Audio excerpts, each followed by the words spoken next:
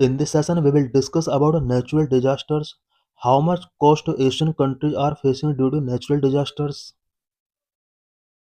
India loses 0.4% of its GDP every year to natural disasters. Natural disasters की वजह से India का every year GDP का 0.4% तक का लॉस होता है. Rising frequency of natural disasters and regional impact.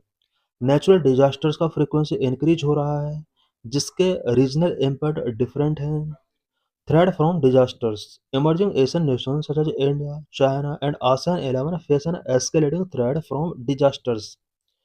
Uh, Asia के emerging nation such as India, China and ASEAN 11, इन सभी कंट्रीज के अंदर नेचुरल डिजास्टर्स की वजह से थ्रेट एस्केलेट हो रहे हैं. 100 disasters annually. Over the past decade, the region has averaged 100 disasters annually, affecting approximately 80 million people.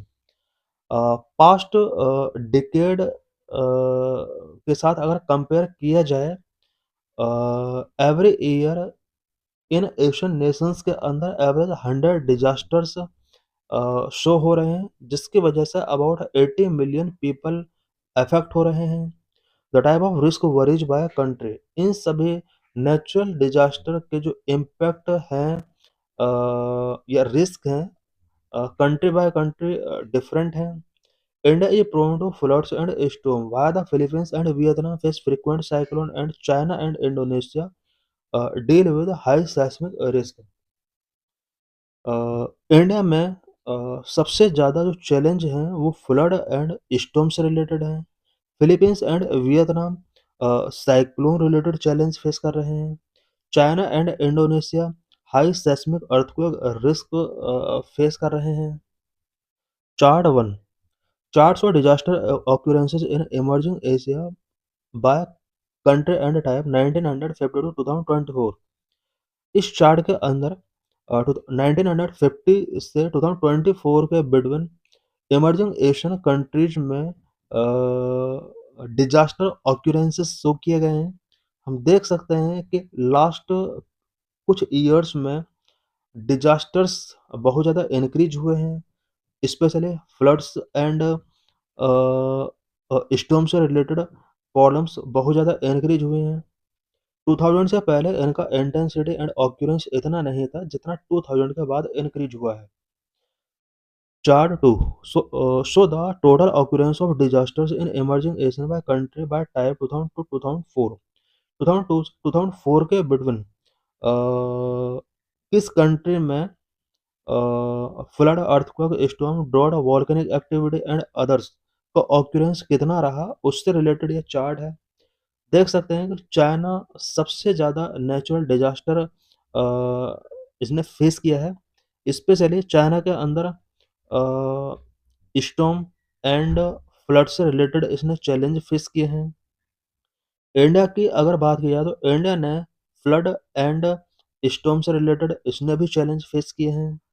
Philippines सबसे ज़्यादा स्टॉर्म से रिलेटेड चैलेंज फेस कर रहा है. इंडोनेशिया सबसे ज़्यादा फ्लड से रिलेटेड चैलेंज फेस कर रहा है. Economic toll on India. Natural disasters का इंडिया को कितना इकोनॉमिक टोल फेस करना होता है. GDP loss. Between 1990 and 2024, India sustained average annual disaster related loss equivalent to 0.4% of its GDP. 1990 and 2024 के बिटवीन इंडिया का एनुअली जीडीपी का 0.4% तक एवरी ईयर यहाँ पर लॉस हो रहा है. Primary drivers. India's vulnerability is largely hydrological. Hydrological means non-storm flood and landslide, whereas countries like Myanmar suffer more from meteorological factors. India की जो नेचुरल डिजास्टर वल्नरेबिलिटी है वो हाइड्रोलॉजिकल है. Hydrological means non storm floods and landslide यहाँ पर हो रहे हैं. फ्लड्स के लिए यहाँ पर कोई स्टॉर्म नहीं आता है, बल्कि ये हाइड्रोलॉजिकल प्रॉब्लम है. जबकि other countries such as Myanmar जो कि मेट्रोलॉजिकल फैक्टर से रिलेटेड नेचुरल डिजास्टर फेस कर रहा है. Metrological factor such as extreme weather, temperature and storms. Chart for average annual loss due to disasters 1990 to 2024. The data are depicted as the percentage of the country's GDP. किस कंट्री में climatological, geophysical, hydrological और meteorological की वजह से कितना GDP loss होता है उससे रिलेटेड ये चार्ट गिवन है। इंडिया के हम अंदर हम देख सकते हैं कि सबसे ज़्यादा हाइड्रोलॉजिकल प्रॉब्लम की वजह से जीडीपी को लॉस होता है। वहीं म्यांमार की अगर बात की जाए तो म्यांमार में मेट्रोलॉजिकल फैक्टर की वजह से बहुत ज़्यादा नेचुरल डिजास्टर्स फेस करने होते हैं और जीडीपी का 0.8% तक यहाँ पर लॉस होता है। चाइना में भी हाइड्रोलॉजिकल प्रॉब्लम मेजर है। वियतनाम में यहाँ पर meteorological problem, Philippines meteorological problem है। Chart 3, total disaster related damage among emerging Asian country. The data are depicted in dollar billion. Asian emerging countries में नेचुरल डिजास्टर की वजह से कितना लॉस होता है। 1980 टू 1994 में अबाउट $200 बिलियन का लॉस हुआ। 1995 टू 2009 में अबाउट $600 बिलियन का लॉस हुआ। 2010 टू 2024 में हम देख सकते हैं अबाउट 700 बिलियन का यहाँ पर $700 बिलियन का यहाँ पर लॉस हुआ है। Global risk ranking, according to the world risk index, India rank second among the analyzed Asian economy behind only the Philippines. World risk index के अकॉर्डिंग इंडिया फिलीपींस के बाद सेकंड रैंक इसको given किया गया है। The index major risk based on exposure and vulnerability. हम देख सकते हैं ये वर्ल्ड रिस्क इंडेक्स गिवन है। सबसे ज़्यादा रिस्क जो रहा है एशियन कंट्रीज में फिलीपींस को रहा, जबकि सेकंड नंबर पर इंडिया रिस्की है। Shift in policy focus. Due to the escalating scale of economic loss, disaster risk finance has become a top priority for regional policy. Economic loss का जो scale है वो escalate हो रहा है।